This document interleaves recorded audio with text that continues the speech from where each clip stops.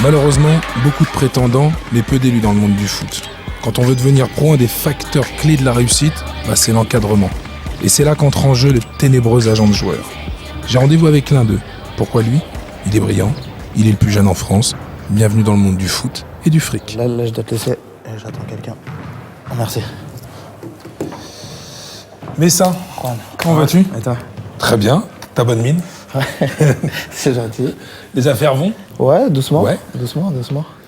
Il y a 2 ans et demi, tu es devenu le plus jeune agent de joueur pratiquement qu'il ait jamais eu en France. Ouais, en tout cas. Qu'est-ce qui peut te pousser, toi, un jour, à te dire « je vais être agent de joueur » ? Déjà, la passion pour le football, même si ça fait rire beaucoup, vu Excuse-moi. Non, j'entends aussi. Non. Ouais. Quand on pense à agent, c'est vrai. on pense à argent. Tu rajoutes juste un R. Bien sûr. Tu vois ce que je veux dire? Ouais, je sais. J'ai rarement vu dans mon parcours dernièrement, j'ai rarement rencontré d'agents qui m'ont parlé de passion. Ouais, c'est un métier qui est très décrié, qui véhicule une très mauvaise image. Tu le comprends, ça? À juste titre, pour certains cas, évidemment. Donc, escroquerie sur mineurs, faire venir des sans-papiers, les abandonner en France, etc. D'où certaines associations comme Foot Solidaire ou autres. Donc forcément, oui, c'est décrié. Mais en même temps, il me semble que dans tous les milieux où il y a de l'argent, forcément, il y a des jalousies, il y a des mauvais, il y a des méchants, il y a des gentils. Un peu comme dans tout, finalement. C'est une société. Donc là, c'est un microcosme. Les agents, il y en a des bons, il y en a des mauvais. C'est quand même un univers qui a l'air un peu sombre en soi, un peu sulfureux. On parle pas beaucoup. Qui tend à plus de transparence, ne serait-ce déjà que légalement, il y a une loi qui est passée. Et toi, tu tends à plus de transparence dans la pratique de Moi, je tends à la ton métier? transparence totale. Ouais. Dans ce cas-là, tu vas te faire des ennemis. Forcément. Comment tu as vécu ce qui s'est passé cet été? T'aurais dit quoi à ton joueur? Je l'aurais clairement engueulé. J'aurais essayé de le raisonner, de lui faire comprendre que maintenant, si les gens qui étaient là n'ont pas eu les mots, si les gens qui étaient en place depuis autant de temps n'ont pas réussi à leur faire prendre conscience avant même cet incident de l'importance de porter le maillot, de tout ce que ça peut susciter dans ton pays et dans le monde, de joie, de rêve, de peine ou de tristesse ou autre, de frustration. Ils n'avaient pas les bons mots, ils ne savaient pas comment leur parler? Je peux pas me mettre à leur place et je peux pas me mettre en juge et dire qu'ils n'avaient pas les bons mots ou autre. Mais en tout cas, clairement, c'est un échec pour le football français et il n'est pas seulement dû aux 23 qui étaient dans le quart, à mon sens en tout cas. On a dit ici et là que les joueurs de l'équipe de France, les Bleus, étaient ingérables. C'est la première fois de mémoire que j'entends ça concernant des joueurs de l'équipe de France. Est-ce que tu as déjà été confronté à ce genre de situation? Un joueur ingérable? Tout un chacun fonctionne différemment, donc tu auras des joueurs qui sont très centrés et professionnels et très matures, parce que entourage, parce que éducation et autres. Et tu en auras d'autres pour qui ce sera plus compliqué, parce que ça vient vite. Comment tu fais?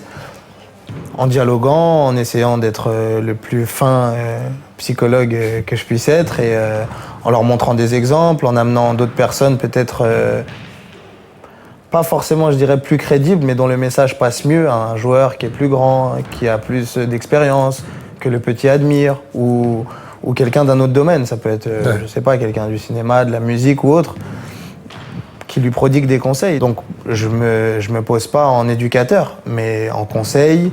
Il y a une forme de paternalisme quand même dans le rapport que tu te dois d'entretenir. C'est une des qualités principales, je pense, pour un agent.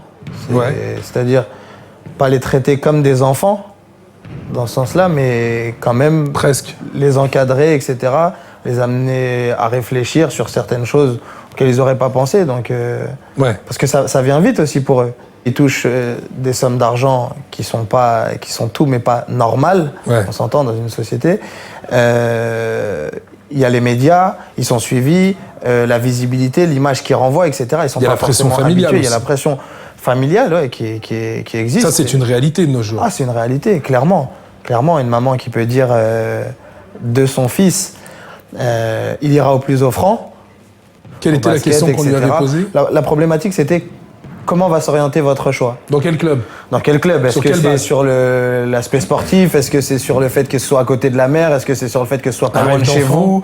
Est-ce qu'un rêve d'enfant, un maillot qu'il a envie de porter? Non, il ira au plus offrant. Comment ça résonne dans le monde du foot Ça résonne forcément mal. Déjà, pour le petit, c'est compliqué. Donc, ça c'était pour reprendre ta question. Tu me demandes si la famille a un impact sur le jeune. Forcément. Tu entends ça de ta maman, donc finalement tu te... Ah ok, donc moi je vais au plus offrant, donc finalement c'est pas ce que je veux faire, c'est pas... C'est ce que je là rapporte. où je rêve de jouer, c'est finalement ce que ça me rapporte. Donc ça devient une situation ingérable. Difficilement contrôlable, disons. On a surtout vu et entendu des, même s'il faut se méfier, il ne faut pas généraliser, des agents qui, eux, plébiscitaient plutôt la réflexion autour de l'argent, de l'orientation sportive, plutôt que de l'école, en disant « mais vous inquiétez pas, dans le club, on est dans la... » Là, tu me parles des agents, mais on peut aussi parler des entraîneurs sportifs dans bien les sûr, clubs, et des fédés. parce que c'est de l'hypocrisie complète. Je te dis ça pourquoi ? Parce que je suis allé à la Courneuve Ouais. et j'ai découvert une expérience assez étonnante où finalement le foot était devenu non pas un moyen de réussite, mais une carotte par rapport aux résultats scolaires. Mais à un moment donné, ne soyons pas hypocrites, tu tombes sur un phénomène, il a 15 ans, et les cours, c'est pas son truc, et il est unique en son genre, clairement, vous allez mettre le reste à côté. Ouais. Et peut-être que lui, il fera pas carrière, et c'est lui qui en paiera les pots. Mais le système est fait comme ça. Ouais, t'es pas un agent idéal pour un joueur qui veut construire sa carrière parce Pourquoi ? que t'es le plus jeune agent de joueur, t'as pas encore le carnet d'adresse, le milieu doit te regarder un peu du Carnet coin de d'adresse, l'œil. j'ai pas dit que je l'avais pas. Non mais j'imagine, avec ton jeune âge, le monde du foot doit te regarder d'un drôle d'œil, doit se dire on va d'abord voir ce qu'il fait ce jeune homme. Clairement, j'essaye de modestement, en tout cas, apporter ce en quoi je crois. Et Ce nouveau regard. Ce nouveau ou pas, peut-être que d'autres l'avaient et qu'ils n'ont pas eu la possibilité de l'exprimer. En tout cas, mon regard, et j'essaye de me tenir à ce que je me suis fixé et qu'on a fixé avec les joueurs avec lesquels je travaille. Un regard qui arrive, c'est très raccord avec l'atmosphère du moment qui nécessite un besoin de changement. Changement à tout niveau dans le monde du foot, aussi bien du côté des joueurs, de l'encadrement, de la fédé. Tu iras jusqu'au bout de cette aventure, tu penses ? C'est un passage ?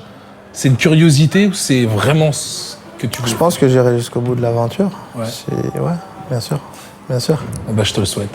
Merci. Mais ça. Juan. À bientôt.